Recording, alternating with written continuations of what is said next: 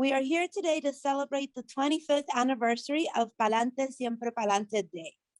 Now, this day was proclaimed on October 18, 1996, by then Manhattan Borough President Ruth Messinger in honor of the Young Lords movement and the documentation of their history.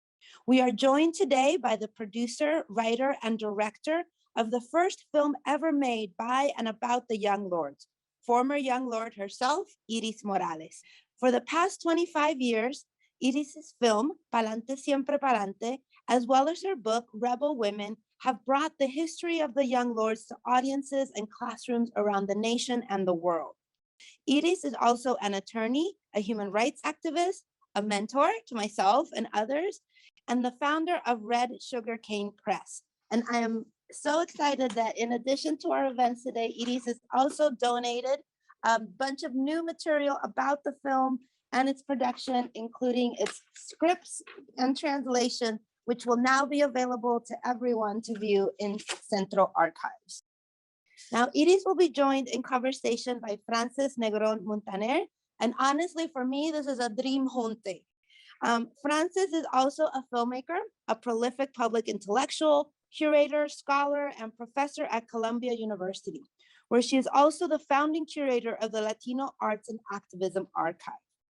Among Frances's books and publications are Boricua Pop, Puerto Ricans and the Latinization of American Culture, The Latino Media Gap, and the edited collection Sovereign Acts, Contesting Colonialism in Native Nations and Latinx America, as well as, of course, the foundational text Puerto Rican Jam, Rethinking Colonialism and Nationalism.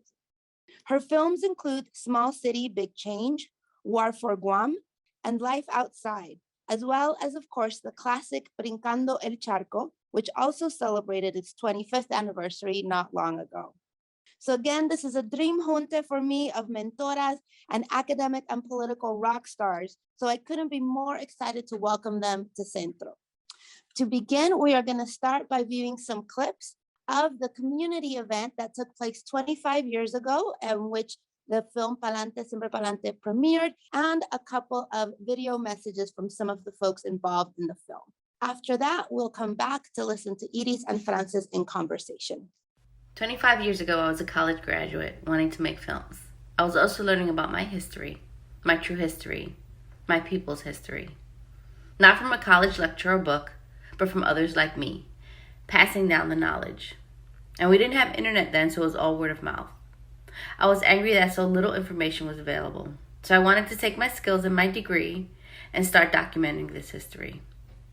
I was in the Thorough Newsreel documentary film training program. Thorough Newsreel is a media arts organization that fosters the creation, appreciation, and dissemination of independent film and video by and about people of color.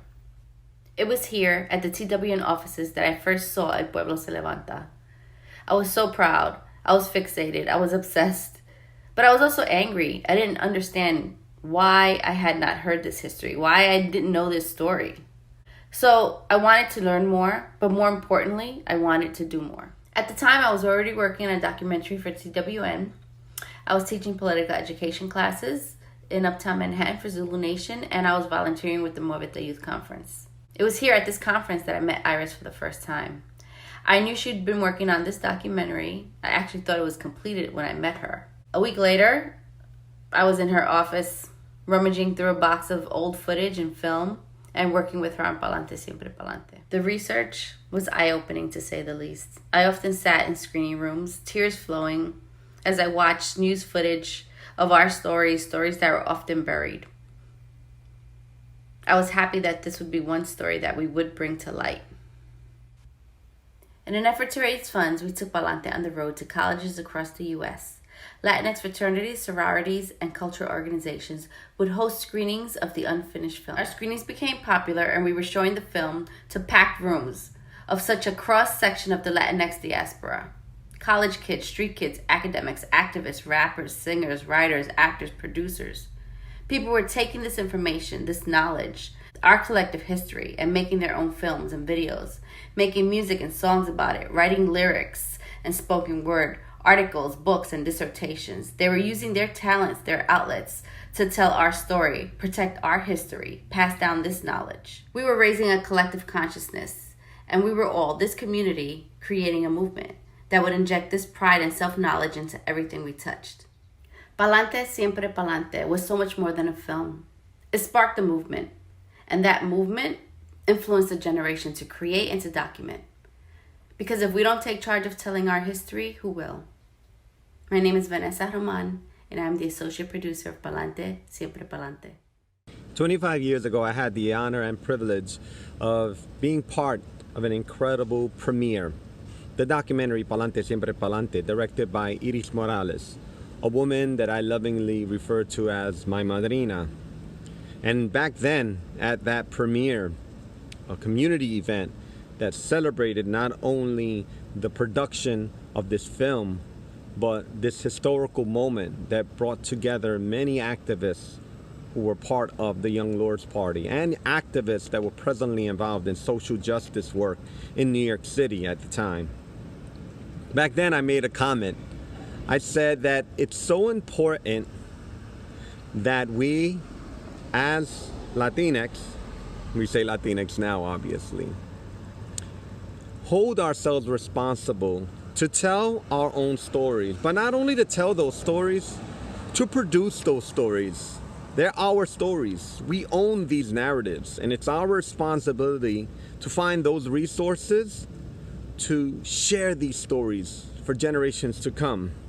25 years later, I still believe in this. That's why I created La Borinqueña. In the spirit of the Young Lords, in the spirit of Iris Morales' film, Palante Siempre Palante, I dedicate my life responsibly to produce stories that celebrate our heritage.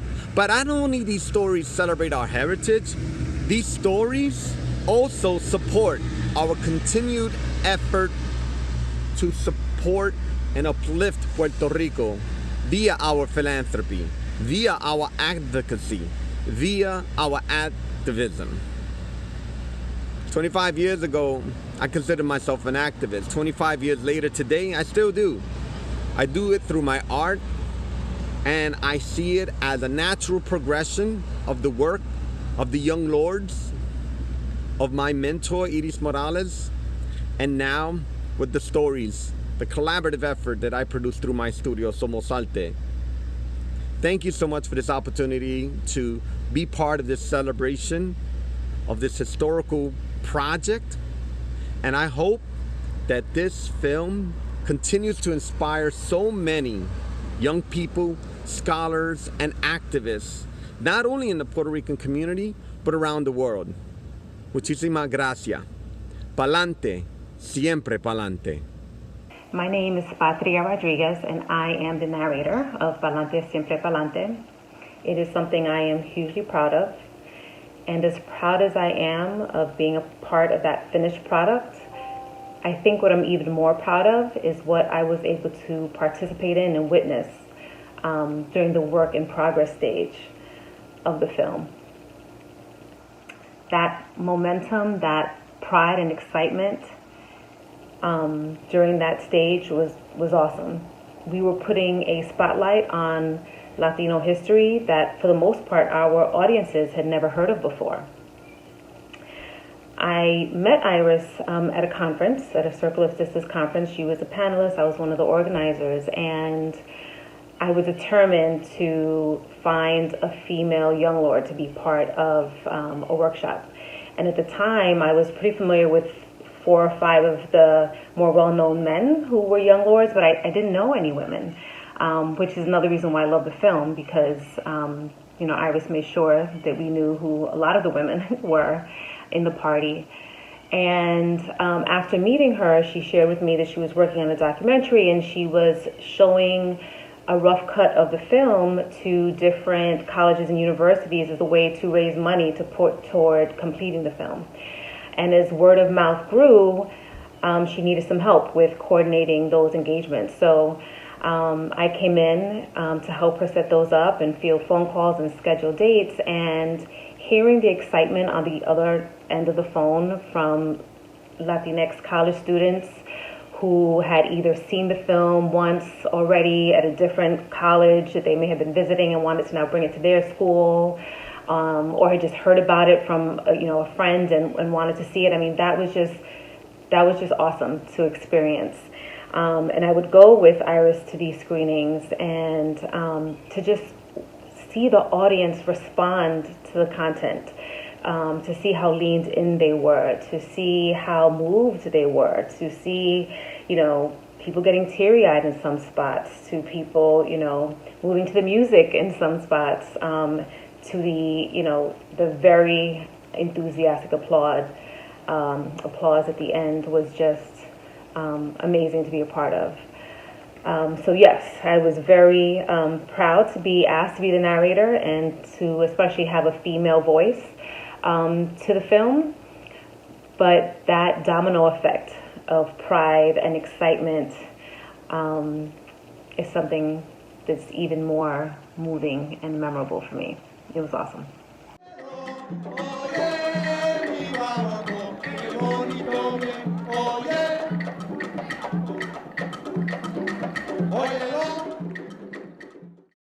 We want to welcome you to the Tribeca Center for the Performing Arts, and on behalf of the BMCC Student Government's Audre Lorde Women's Collective and our world theme, One Voice is Not Enough, we welcome you. Bienvenidos. This is a historical occasion because it allows us to come together again and to recollect and to remember when we were dealing with police brutality, when we were dealing with lead poisoning and tuberculosis, when we were dealing with how do we feed our children. There's a history, her story, that we need to be a collective story that we need to remember. I'm happy that everyone is here tonight with us to celebrate this very important moment in Latino history, because we're making history today because, we are adding to those before us and documenting our history. That is our commitment to the Latino community, to provide more educational media for all generations so that our history will be documented by ourselves. Starting the evening out tonight, I bring to you a group from the Bronx, Los Mensajeros del Sol. Guerrillero, te llaman justicia, reclaman mis abuelos y abuelas, en tus venas lloran. ¿Qué pasará con la rumba de todos los días, la que zumba, subiendo y bajando como la historia? Llegamos con la memoria de Antillana, la brisa de resistencia, la confederacia de los de Quimbamba. Saludos, raza. Raza de la casa de Egún y Ogún, mi abuelito Silvano, el hermano de los brujos de Guayama, el pana de los macheteros, esperando la fiambrela de sus hijos, caminando descalzo y desmayado, caminando de lado, comiendo pegado y leyendo Mao. Yo sé lo que son los encantos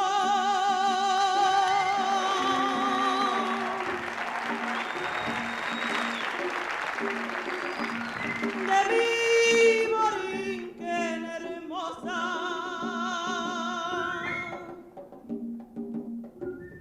Por eso la quiero tanto y siempre la llamaré preciosa.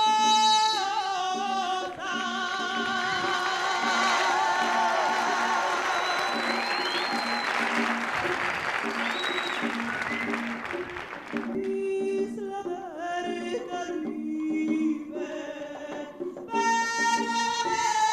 Caribe.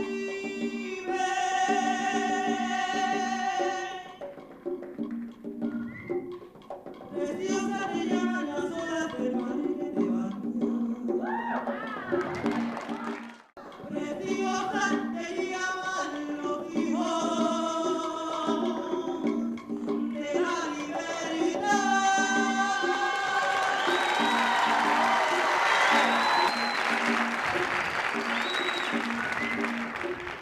Tan triste estar separada de mi patria, mi isla bellísima, santísima, con sus palmas y playas. América nos contraria con sus sueños de mentiras. El coquí casi casi no respira porque los camiones rompen y se llevan las montañas donde cantaban. Cuando chiquita, yo nunca me imaginaba un tiempo sin el coquí, pero su canción vive en mí. Nuestra isla empuja pa'lante, los americanos tienen bastante. Guarda la tierra antes que se muera donde nació tu abuela, de donde viene tu gente. Ponte consciente, abre la mente y quema los puentes con la flama de resistencia. Purifica la isla de nuestra infancia.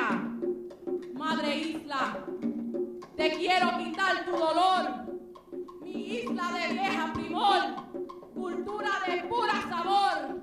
Aquí tienes mi amor, ahora y siempre. Eso mismo,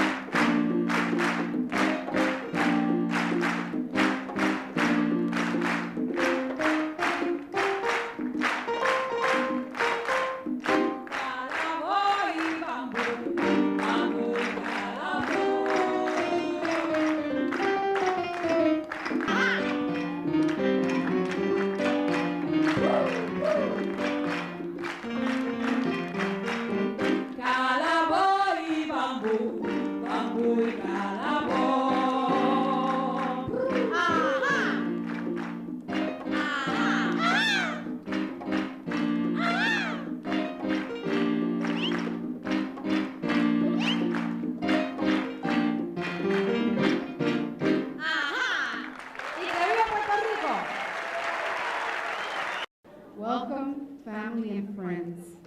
I welcome you to the broadcast premiere of the documentary Palante Siempre Palante, The Young Lords.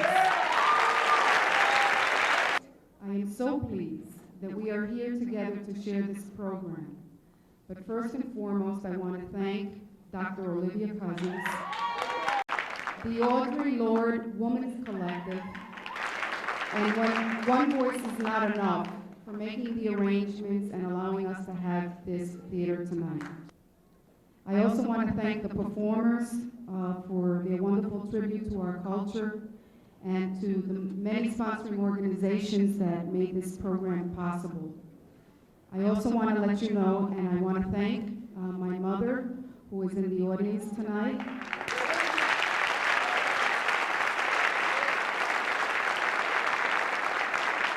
Quiero darle las gracias a mi mamá por estar aquí esta noche.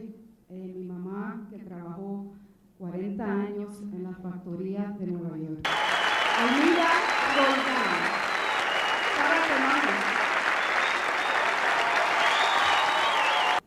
Tonight is a night of celebration. The Palante Siempre Palante, the Young Lords, is finally finished after 8 years of hard work. Tonight, it will be broadcast on National Public Television as part of POV, the American Documentary Series. I thank the POV staff, some of them are here, for their support and their hard work. They really got the word out. As a matter of fact, they tell me that the documentary will be seen by over 1 million people across the United States. Palante Siempre Palante is about a movement of resistance against injustice, racism, and economic exploitation. It affirms our history of struggle as Puerto Ricanos and as Latinos within the United States. Tonight, then, is also a night of reflection, and it is fitting that together we screen this documentary about our past as we look toward our future. Today, as we experience the growing violence against Latinos and other communities of color in the United States, we know that we must organize and take action. All sectors of our communities are under attack. Anthony Baez was killed by a racist, depraved cop who then was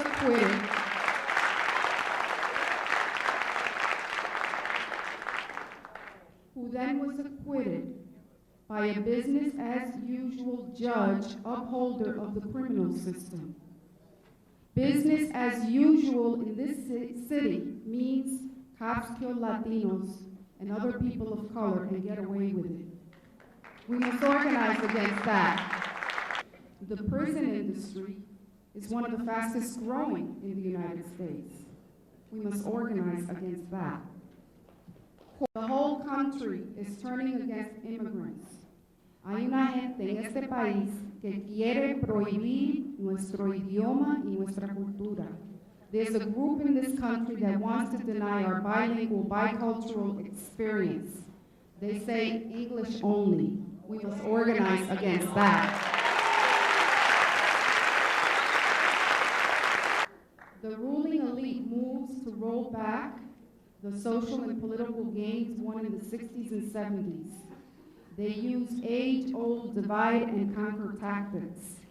Divisiveness results, and then we hear Puerto Ricans put down Mexicans, Dominicans put down Puerto Ricans, all of them put down African Americans, and so forth and so on and so on. We must organize against that.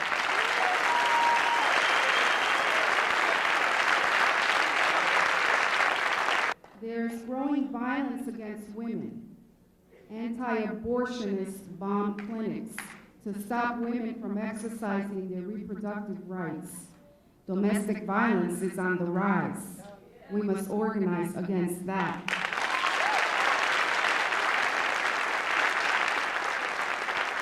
Let's commit our movement to a standard that says that to be an activist for community empowerment means you must be an advocate for women's rights.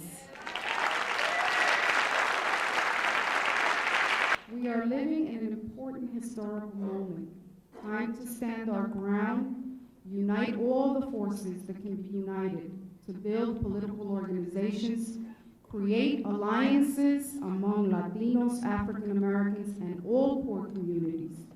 Let's remove the greedy, lying, ruling rich and their puppets, whoever they be. Be wary of the Latino and African American people who for individual gain work against the interests of the many.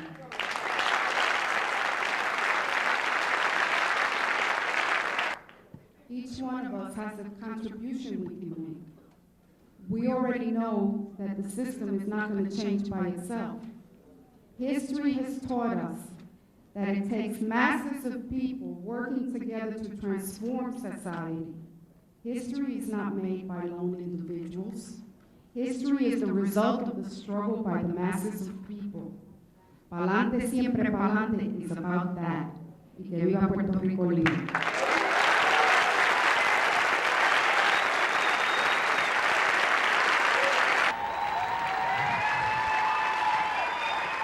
A work like this over an 8-year period involves many people. And I want to introduce you to some of the people that have been responsible for this work. First of all, I want to start with Vanessa Roman, who's coordinating producer on this project. Vanessa is a young woman who kept me together over the last few years. She is now working with the Association for Hispanic Arts. She's been my heart.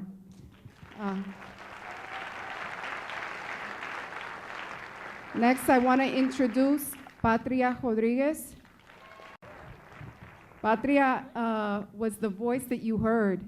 I really felt that it was important to have a young person speaking, narrating the story, and I felt that Patria captured that voice.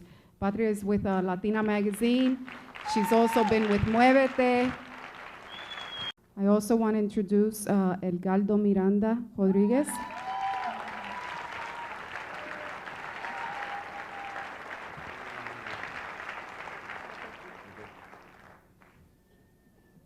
He's great. He works at El Puente, head of special projects. And these 3 young people have really kept me going. Their days I've kept them going, but in the main, they've kept me going. Other people, I definitely want to acknowledge Faith Jones, who was the editor. And then I want to acknowledge some of the behind-the-scenes people. And then I want to acknowledge, his name is Willie Santiago. I'm also going to let out a secret. I think the statute of limitations is run. He drove the truck to Lincoln Hospital.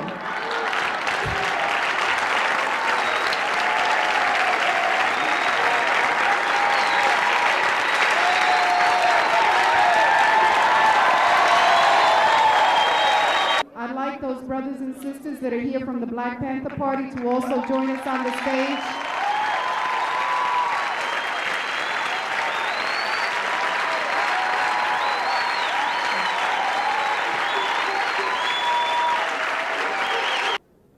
These were the people that made this documentary.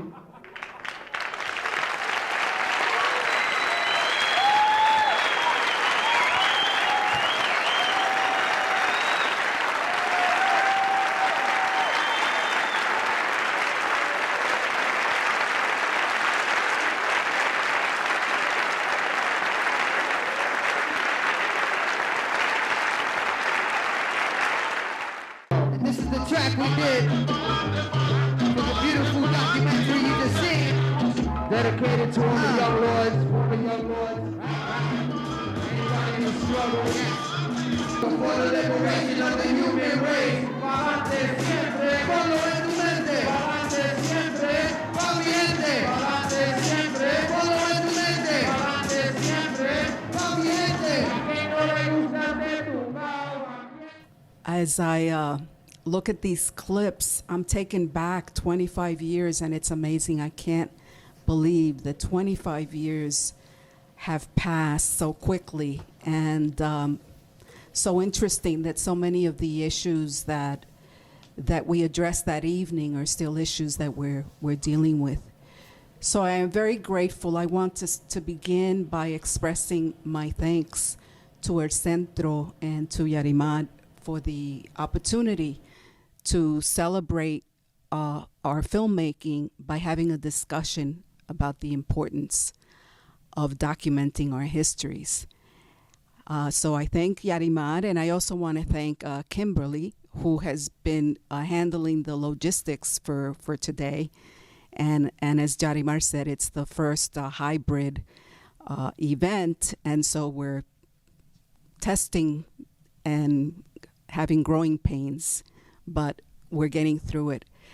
I also want to thank Third World Newsreel for their collaboration with us, El Centro and JT in particular.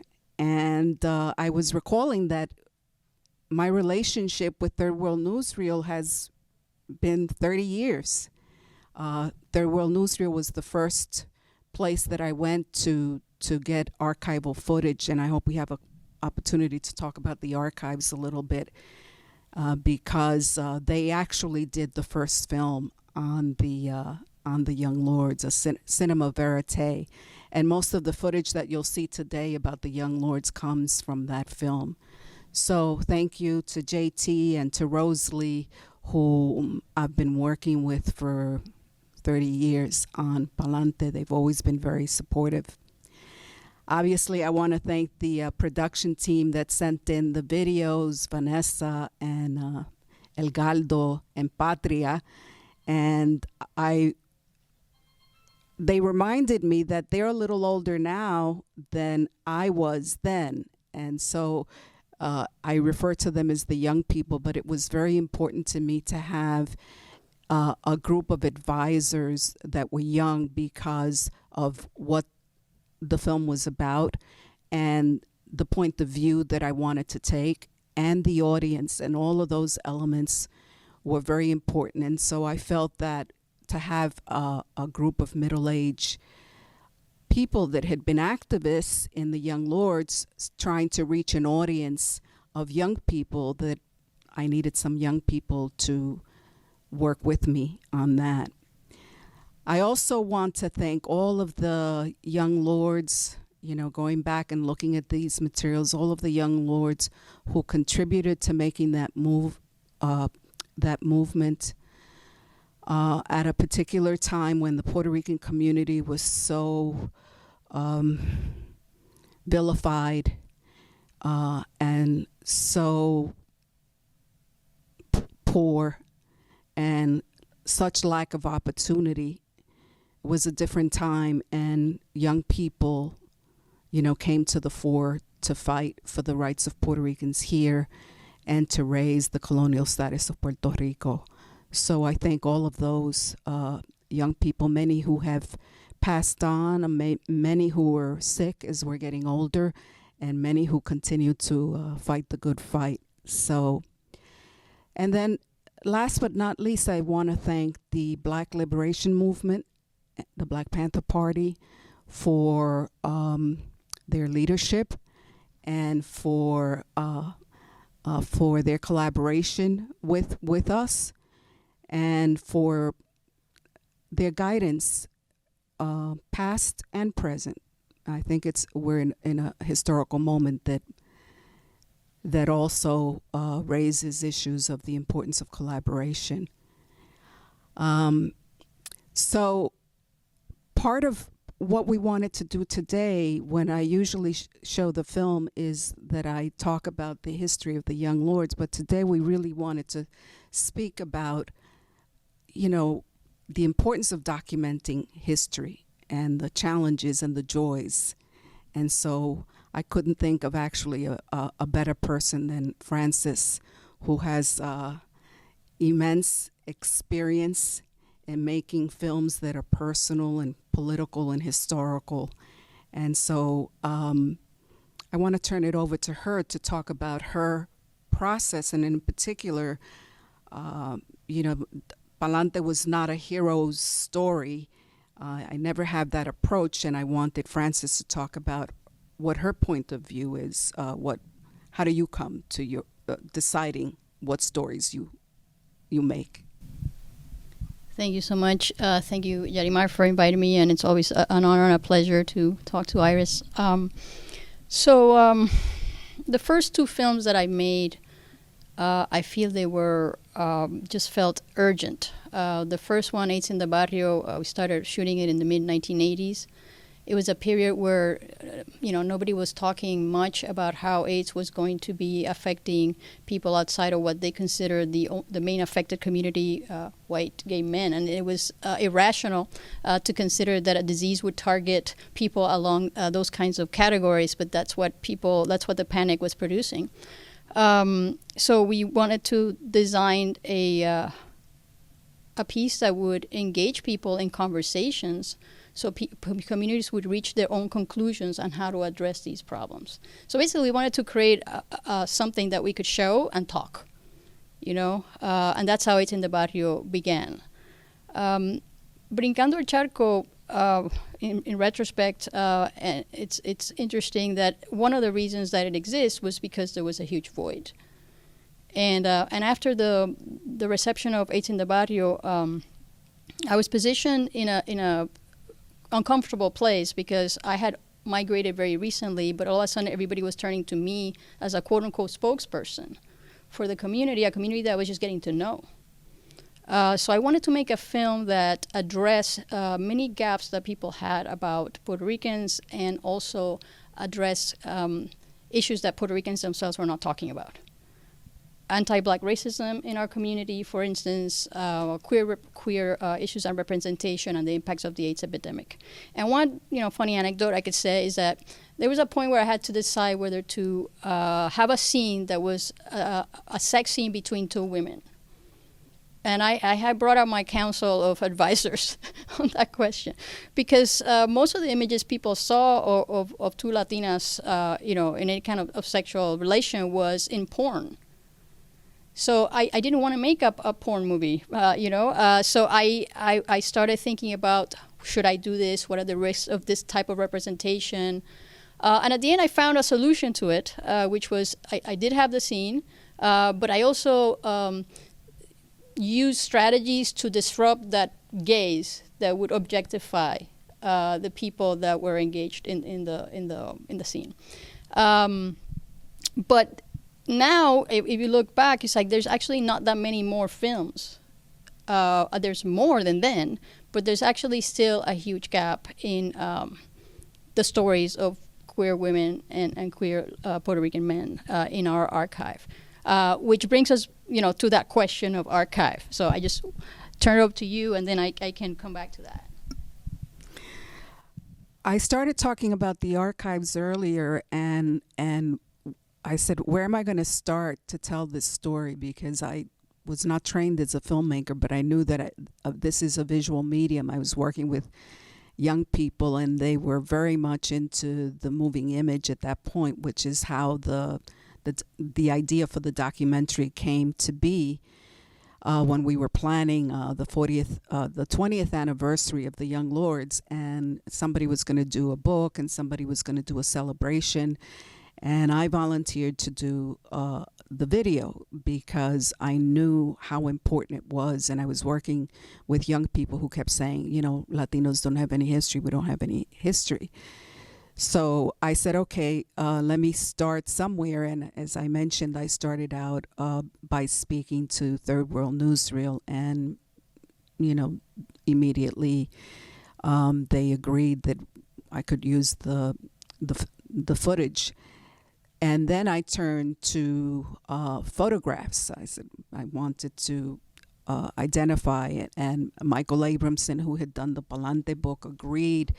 And he was very generous and he gave me stacks of film strips, and he said, go through it, and you pay for the prints, but you can access whatever you want, which was incredible because one of the problems with the archives is the financial costs, so that everything is so expensive. And then from there, I had to start digging and going to, at that time, TV stations that had covered the Young Lords and see if they would, what price.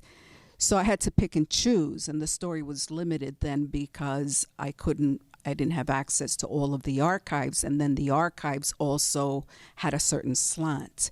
So, and then that's part of the problem of using the archives. If you don't have, for example, women in the archives, then you don't have women in history. And I want to tell a side story. A couple of years ago, a young Puerto Rican artist came to me and said he was very excited. Well, he was going to do this project on the Young Lords. And so I asked him if, what archives he's going to be using, and he told me, and I said, well, what about, are you going to include women, the role of women, the participation of women? And he said, well, if it's in the archives, I'll use it, but if it's not in the archives, I can't do anything about it. And so then that's what happens. I was very angry because what happens is that the history and the silences in history and the erasures of history then get replicated for the next generation. And as you said, the films that we are trying to make are films that communicate and really advance our communities and our thinking, because social movements are not just about actions, they're also about ideas. It's the struggle of ideas. Who are we? What is our role? What makes us human? I mean, the basic idea of the Young Lords, which is why I opened the film with that, is that our struggle is the struggle for human liberation. And so that's an idea, right? And it's ideas are not always easy to represent. But the cost of the archives and the lack, what the archives don't have, then you have to come up with creative ways to include things that may not be in the archives. Now, you told me about an interesting way that you had come up with the absence of photographs. Yeah, I mean, so much to say about archives, right? So much to say. I'll say a couple of things. One is that, we were talking about, so what do you do when the archive doesn't have, in our case, images or sounds that we can incorporate in our projects? Well, I had a similar conundrum with the Valor y Cambio project. We created these bills and we use images. the bill number 1 was about the Rafael Cordero, the Cordero family, including Rafael Cordero, Celestina, and Gregoria Cordero, all educators. But there were only images of Rafael Cordero.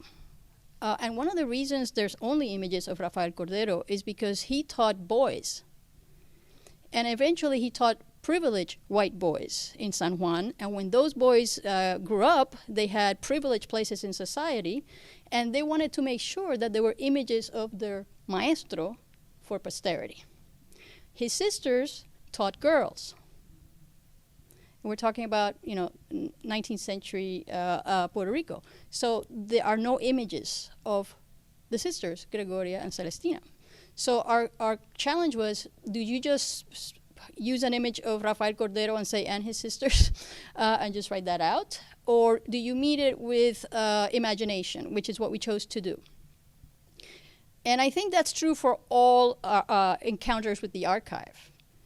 They just don't speak transparently. You have to understand how they came to be, who are the guardians, what kind of stories have they told so far, what frameworks do we bring to the archives.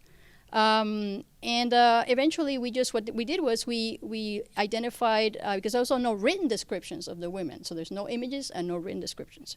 So what we did, we started doing some archival research of what was available of Black women in Puerto Rico during that period and imagined what they would look like. And interestingly, people seem, nobody has questioned that, although they should have questioned that, not in necessarily a negative sense, but just brought up the question of representation. Visualizing Black women in Puerto Rico from the 19th century is very difficult, given the limitations of the archive. The second thing I'd like to say is that I started an archival project as a curator over 10 years ago at Columbia University, a place, a university in New York City, close to Washington Heights and other areas where there's a lot of Latinos. And this library only had one collection of a Latino, Cuban American writer, Oscar Hijuelos. And the reason I came to even be aware of that and decide to do something about it is because I had been writing about Arthur Schomburg. And in that process, I realized the fundamental importance, because before I was interested in as an artist, as a filmmaker, and there were issues of access and issues of cost. But studying Arthur Schomburg and seeing how he deployed the archive, he would say as evidence of the existence of Black people, and not only in the United States, but as a global diaspora that has shaped the fate of human experience on Earth. It really transformed my perspective of archives. And I'm writing something right now called Archives of Possibility, because to your observation about what are the limits of the archive, there's the official archives, there's also counter archives, which are not exhaustive, which also has blind spots. However, they also make certain things possible, or certain other things possible, which is why, to everybody listening, is that one of the things that I see that's an obstacle of the many obstacles to having archives for Puerto Rican experience is that sometimes we don't value our own materials. And you might actually have valuable materials. You might have been part of processes and organizations and actions and writing that we all need to keep telling our story in the most nuanced and complex way possible. I wanted to include the experience the Young Lords had in Puerto Rico. And so I actually went to Puerto Rico to the archives, because I thought maybe I could find something in Puerto Rico. And it was a quick trip. It was over the weekend. And I really didn't know the island that well, right? But somehow I ventured for this. I don't think I even packed a bathing suit that weekend, right? And it was very disappointing because tried as they tried, they couldn't find anything.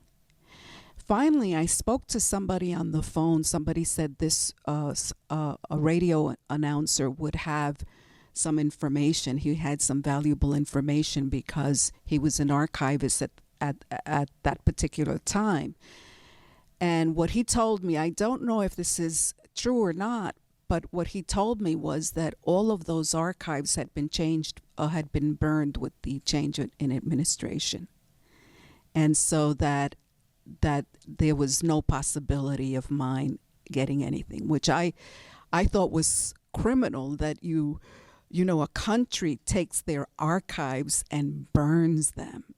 It's like you're burning your history. It's like, it's worse than colonized mentality. It's like, You reminded me of another similar story about Vieques. Like in the 90s, I started making a film about Vieques. And I went to every station and every place to access materials about Vieques that I knew I was going to use in the future. And I went to so many places that told me we recorded over it.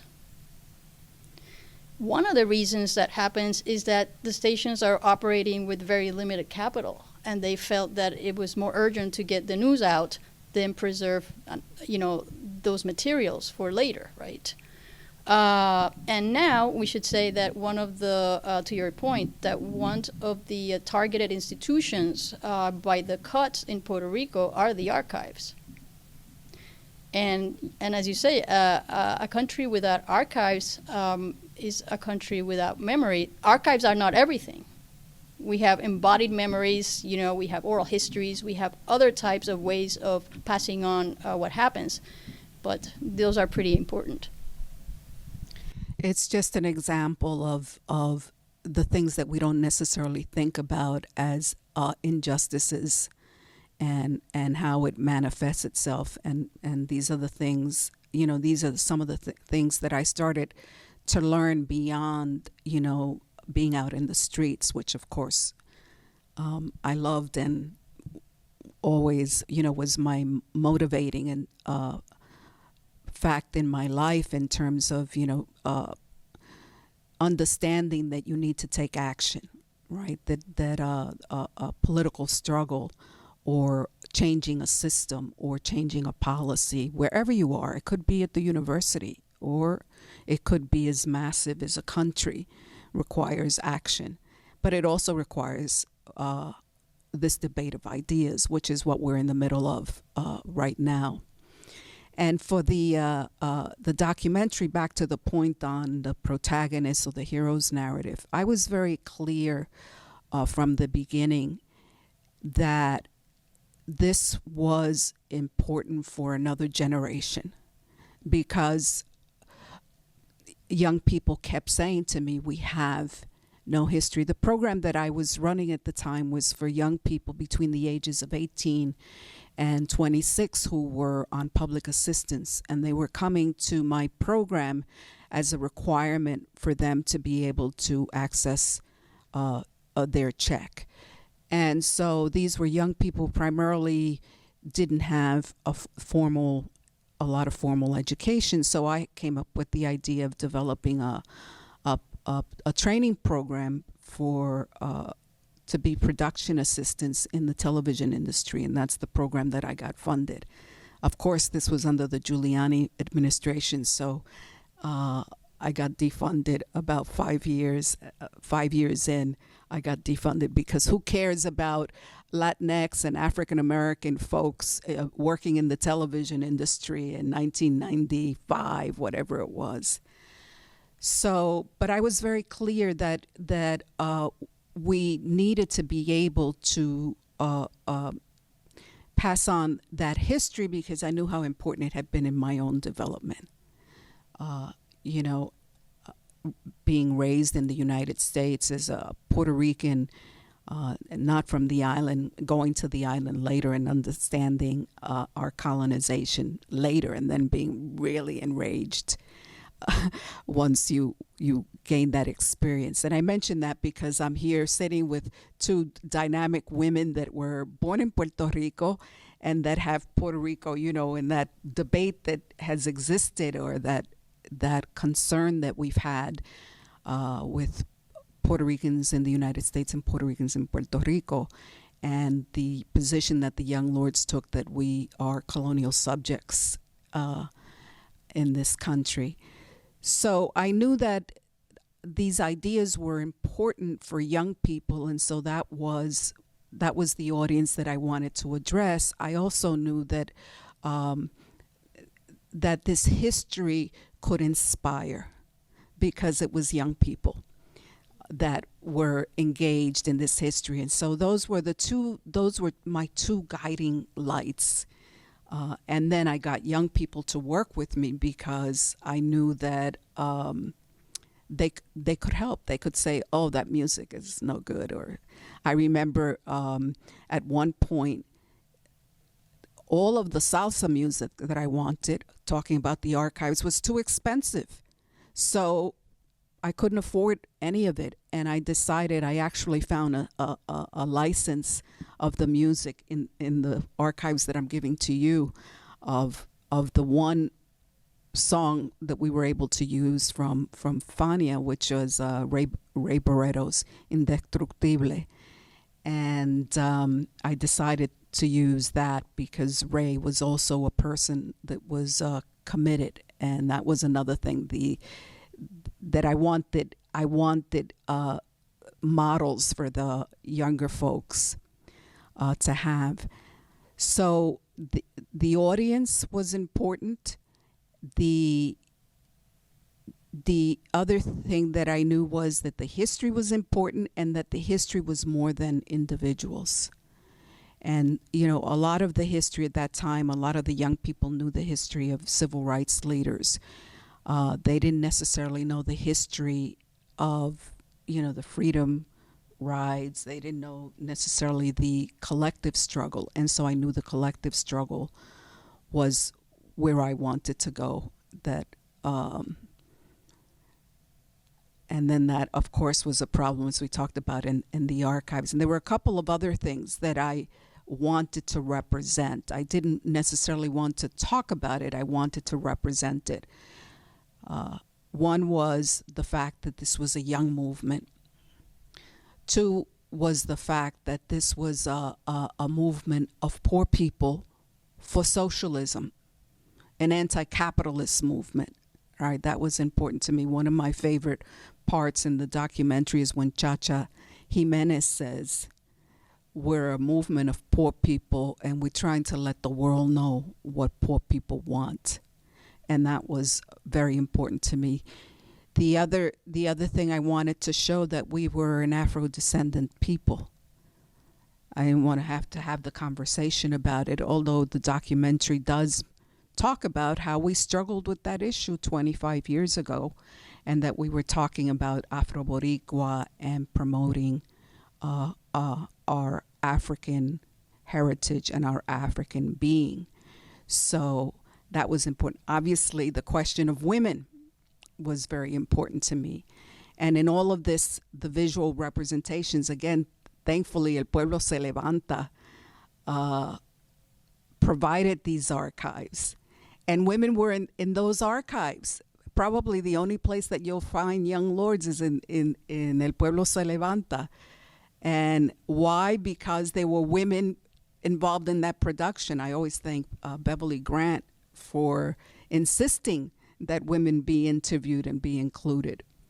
So those were the elements that I was trying to pull together in telling this story, keeping in mind that the audience and the collective nature of social movements was what was most important, and transferring that to young folks.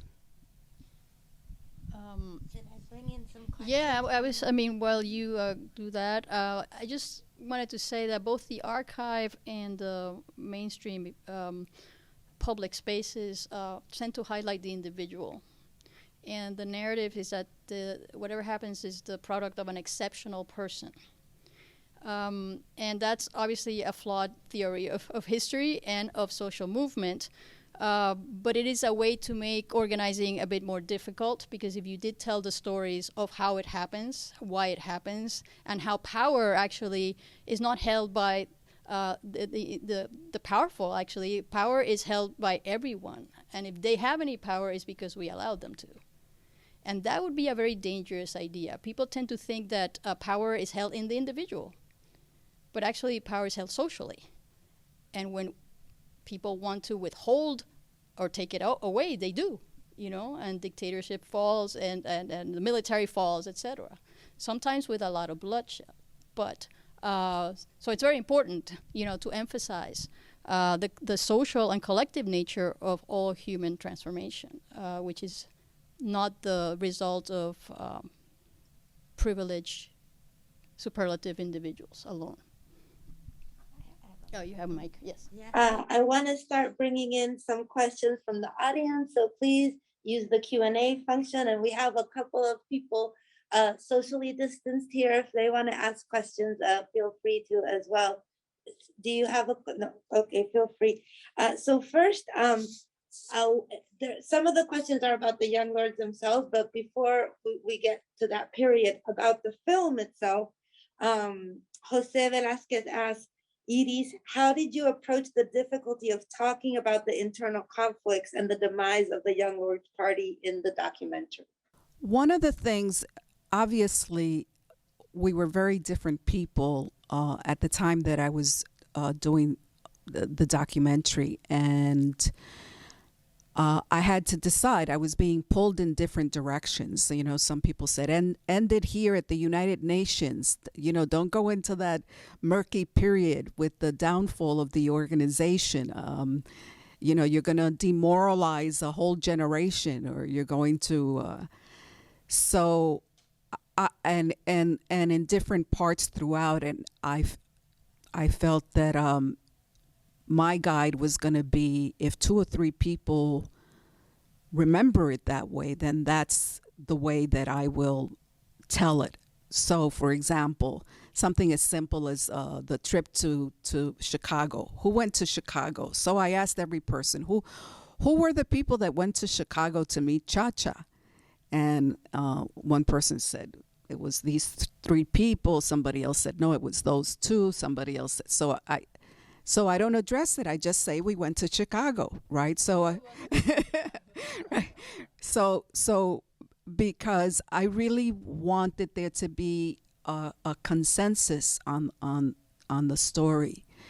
Now, telling the part of the downfall of the Young Lords was difficult, because it was not only because I had to relive that period, which was a very sad and tragic period for me and for the community, but also because it so much of it was around the struggle of ideas, and how do you represent a struggle of ideas? And I wasn't sure how to do that, but I was sure that I wanted to address this. And at that point, I almost had to break with what I was hearing from everybody in terms of how to deal with it, and with the people that didn't want me to get into it. And I had to decide what was my view of what had happened, because different people had different views. Some of the early members were no longer there. Some of the people that remained and went through that period had very bitter feelings. Our memories were, we were forgetting things, or we were misremembering, or we were seeing things out of sequence. I know it happened to me that I would say, oh, but I thought this happened, and that's why I went back to rely a lot on a timeline. I went through all the Palante newspapers and actually tracked the timeline. And the way the documentary is, people come in and then you don't see them again because they weren't there later, or people come in later because that's when they came in. I tried to be truthful to all of that. And then I relied on people that had been through the worst of it. And not everybody wanted to speak about it. So Richie Perez and Diana Caballero, to me, signified the high point of the low point, right? And so I was very grateful to Richie and Diana for wanting to speak about it. And I was very careful in my interviewing. These are the questions that I would like answered, and if there's something that you're not comfortable with, then we won't address it, because I knew that it was, it was a people's story that I could tell in general terms, but it was also a personal story, and I didn't want to violate that. But they were both very generous in how we told the story, and I was able to tell it. I didn't have a lot of visuals to go with it. So I remember talking to the production team, like, so what pictures are we going to use? Y había un callejón, right? And it looked like going nowhere. And that's what we used to kind of, a metaphor, right? Thank you, a metaphor. Because we had no real pictures of what had happened. And at the end, I felt pleased with the way that we had dealt with that situation, and I was pleased that we included it. And to the people that said that it would demoralize a generation, I said, I have faith, right? I have faith in our community that people will be able to understand that movements have their ups and downs. It's not the first time in history that an organization has this kind of downfall, and that we need to learn from that, right? And so that's how I dealt with that. The other part of it is it also suggestive of why we need multiple versions of the story. I'm multiple angles, unrelated thematics, because there's no authoritative perspective. There are multiple perspectives, and the richness that we gain when we have all of these available is that we get a much more complex picture of things, and that will inform and opens up possibilities that may not be in that main story that everyone knows. So I'm glad you did that, because it opens the door to questions and new possibilities and new stories. Frances, you have also written about the Young Lords. Yes. Can you talk a little bit about how you approached that project and the story you wanted to tell about them? Well, I told a story nobody else had told, which I was very intrigued as a filmmaker, as a visual person, by the ways that the Young Lords used style and clothing and narrative structure to conduct their actions. And the incredible awareness that the Young Lords had, they're certainly not the first Puerto Rican group to be aware that coverage from the press matters or that visualization matters. Certainly, let's say Arthur Schomburg was super aware of that at the beginning of the 20th century and late 19th century. However, it was used to such transformative an effect that I just decided to take a look at that.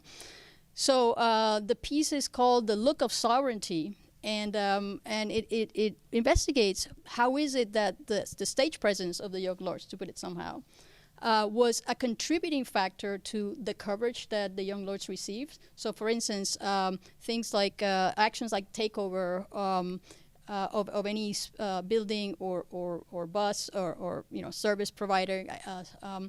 These were staged that in a way that had a narrative,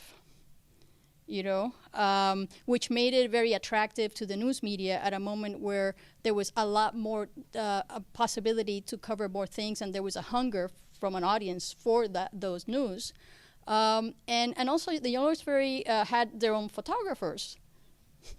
Which, going back to the hero question, I think, and I make that point in the piece, that I think one of the reasons that we remember the Young Lords so much, vis-a-vis other groups of the period that did good work as well, is that there is, from the perspective of some of the photographers, not all photographs of the Young Lords look the same, but there are some that look like the Young Lords look like larger-than-life figures. So beautiful, powerful images. I think apart from the actual political work that was done, that's another reason that we remember the Young Lords, that there is a way to visualize them in action because we have these materials available. So I was interested in how the visual politics of the Young Lords had contributed to the success of the Young Lords, particularly during the early period. I don't know if you, I mean, I remember interviewing you for the piece and asking you things about clothes and shoes and things like that. So I don't know if you want to add to that. I think that the point about the media savviness of the organization is important. You know, the information ministry was led by Pablo Yoruba Guzman, who was brilliant and understood the power of the media. And recently, I've also been thinking about what the Young Lords look like to, you know, a downtown reporter. If you see the people's church and you see the people coming in and out of the church and who we were, here you had young to the downtown reporter, black and white, you know, young people talking about, you know, imperialism and capitalism, and you know, they weren't doctors and lawyers and journalists and academics. They were like college students, high school students, mothers with kids, you know. They were from the neighborhood. And so how we must have looked, right? Plus how we looked to the Puerto Rican community that was sick and tired of being marginalized. In Rebel Women, I talk about the garbage offensive, and I say, why was that such an issue for the Puerto Rican community? And I believe it was because people felt we were being treated like garbage. It wasn't just the physical manifestation of the garbage, but we were being treated like garbage. And so it was like a metaphor. And later I discovered that it wasn't the first time that there was a garbage. At the time that we were involved, or at the time I was writing Rebel Women, I didn't realize there had been another garbage offensive. So this was an issue for us. So yes, I've thought about that since you wrote that piece, and people, I don't know where I was working somewhere with somebody that was doing something on the Young Lords, and they kept saying, there's a lot of interest in how the Young Lords were dressed, or how you know. And for us, like, we all wore clothes from the Salvation Army, right? That's where we were buying our clothes. I think I may have told you that. You know, the thing is that there's so much that you're communicating with what you're choosing to wear, right? So you had sometimes fatigues. So you had clothes that reference July 26 movement in Cuba, revolutionary movements. You had clothes that reference the Black Panthers or items. Your purple beret, which can't be appreciated in a lot of black and white images of the Young Lords, but it's purple, which differentiated you immediately from the black. So it gave you like a reference that we're connected, but we're also different. That was another, and of course I spent a little time with the button Puerto Rico en mi corazón, because in my analysis, you know, part of what the Young Lords' sartorial choices were trying to do is to project a new image of Puerto Ricans who were willing and able to fight for rights and win.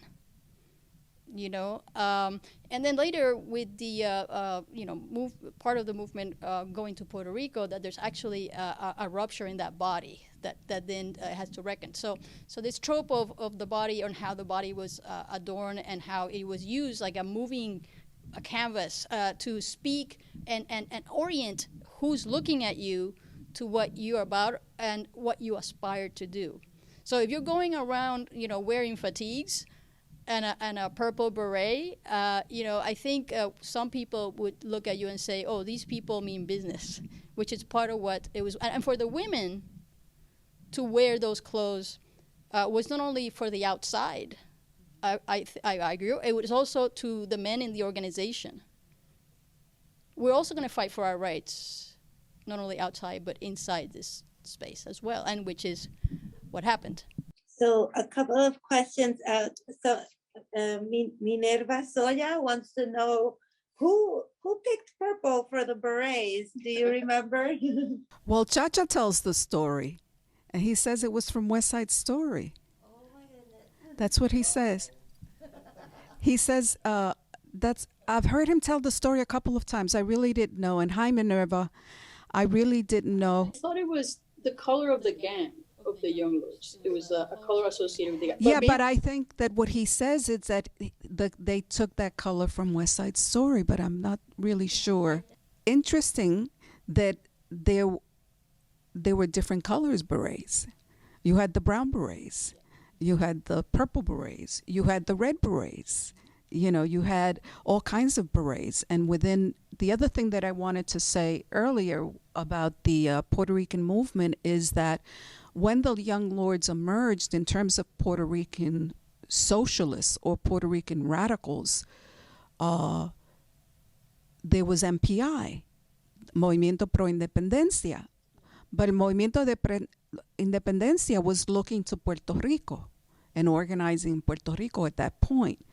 So really for, let's say, a young person like myself at that time that was looking to be involved in something that was more militant than, you know, I had been a tenant organizer, I had done that kind of work, that was looking to be involved in something that was, you know, more of the times, right, or socialist, or there weren't a lot of choices. I mean, and also this is a moment where Che Guevara's image, a guerrillero heroico, is the most reproduced image in photography history. So a lot of people had access to that image, and it connoted, among other things, revolution itself. Yeah, and I had traveled to Cuba before joining the Young Lords, and so. What took you to Cuba? How did you go to Cuba? I went to Cuba with a group of 4 or 5 Puerto Ricans from the United States, students. It was the first delegation of Puerto Rican students from the United States to go to Cuba to celebrate the 10th anniversary. So 1969. 1969. And it was a transformative experience for me. So I often describe it as feeling like I had been to the future and the past at the same time, because of the physicality was the past, but the way of thinking and the interaction was the future. And so when I came back, shortly after that, I went to the Denver conference, the Chicano Youth Conference, where I first met Chacha, actually. And I first heard about the Young Lords and was very, very taken with their approach. And then several months later, then the group forms a chapter in New York. So well, we don't have a lot more time, but I did want to, some questions have come in also about the role of women in the organization. And it was mentioned, that this attire was also, for internal, right? And to assert the role of women in the organization. Silvia Lorenzo wants to hear, Iris, if you could talk a little bit about the Women's Liberation weekly sessions and workshops that you used to do when you were in the Young Lords, and just any reflections you want to share about that. Very little was ever discussed about the Women's Caucus. And then some people started talking about the Women's Caucus. And there was more work that women did. And so I've gone back to revisit that whole history of the participation of women. Initially, women were considered inferior.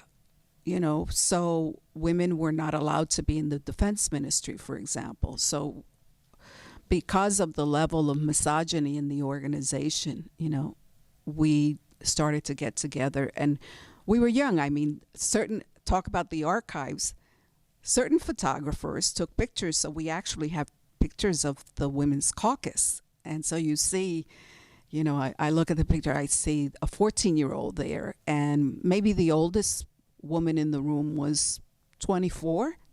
So we were very young and debating these issues of misogyny. We didn't call ourselves feminists, and we didn't have this language of misogyny or patriarchy or that. But we were talking about we didn't want to take this shit, So we were very clear about that, and then we had to discuss, how do we do this?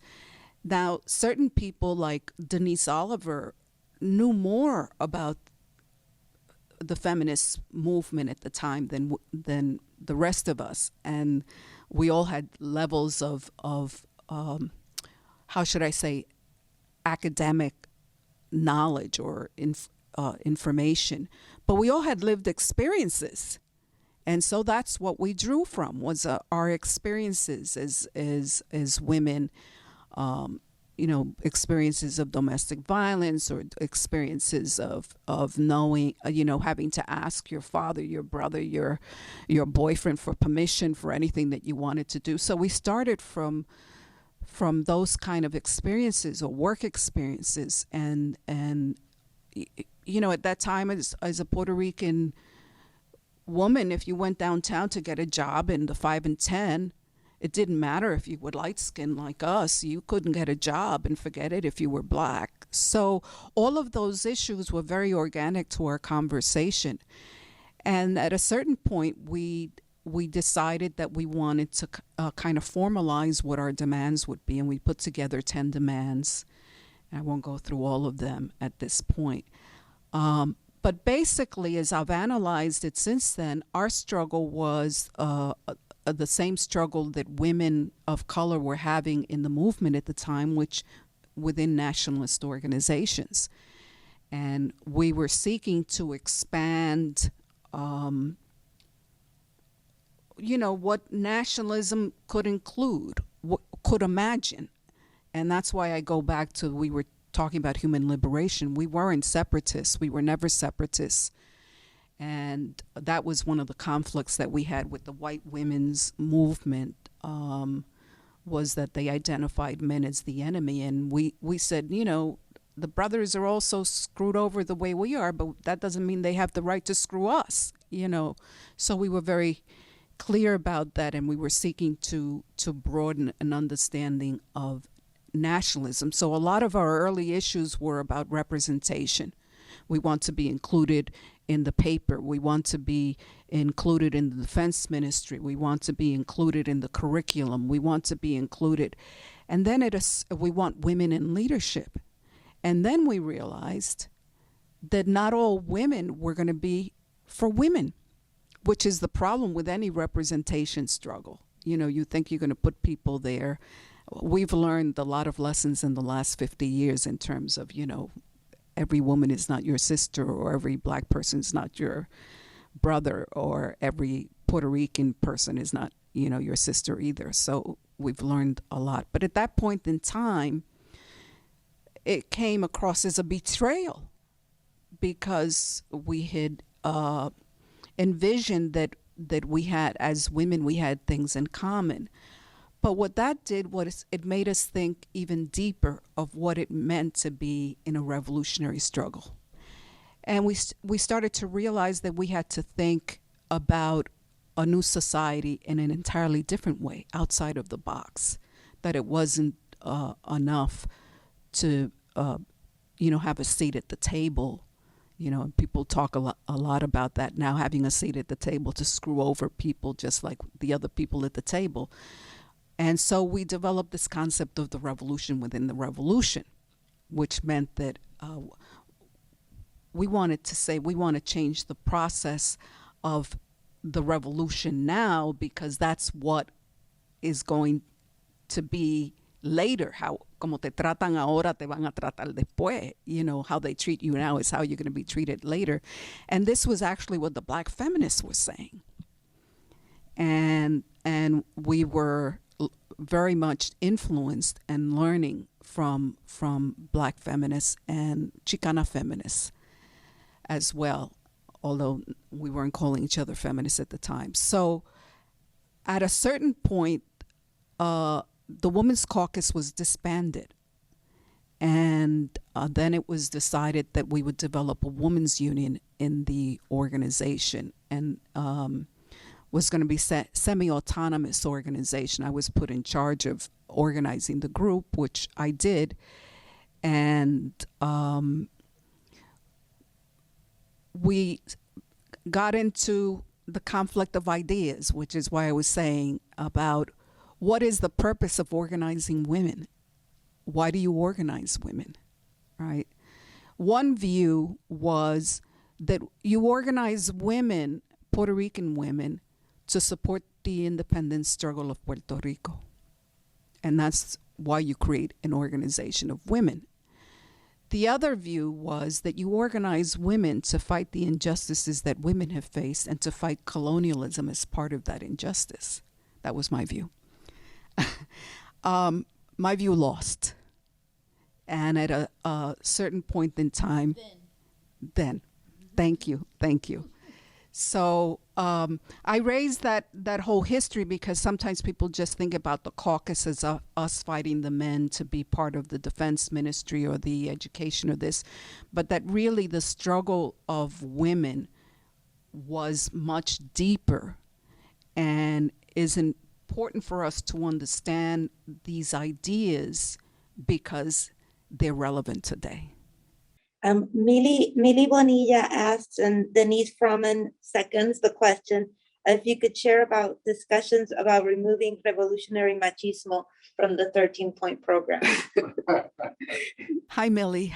Hi, Denise. Well, that was part of the 10-point program, and I will say it was one of the last things to be done. And the only part of the program that was changed. You know, for a long time I said that, but I think that in substance it was the only part, but there were other areas of that were made. The revolutionary machismo was a problem right from the beginning, right? Although we were happy that, the whole issue of machismo was in the program, because none of the other programs at that point in time, we're talking about the revolutionary nationalist movement in the United States, not the Panthers, not the Brown Berets, no one was mentioned women. And so initially we were, we're mentioning women. And as we studied the program more carefully in the Women's Caucus, we realized this is what they call an oxymoron, really. How can can you imagine the men talking about revolutionary racism? I mean, it wouldn't make sense. So as part of the 10 demands, one of them was to remove revolutionary machismo from the 13-point. Machismo, no, it's like machismo must be revolutionary. Right, and not oppressive. Right. So that's how that happened, and that was one of the last things to happen in November of 1970. We'll have to pause the conversation for now. Ideally, these afternoon tertulias will soon be live and in person, and we can welcome you all here. And part of what we want to do at these events is to end with a little hangueo. And so to that end, we have the DJ who will be DJ Christian Martir, who will be doing a special little set for us. So we invite you to stay around, keep asking your questions in the chat, and enjoy a little hangueo celebration of Palante Day.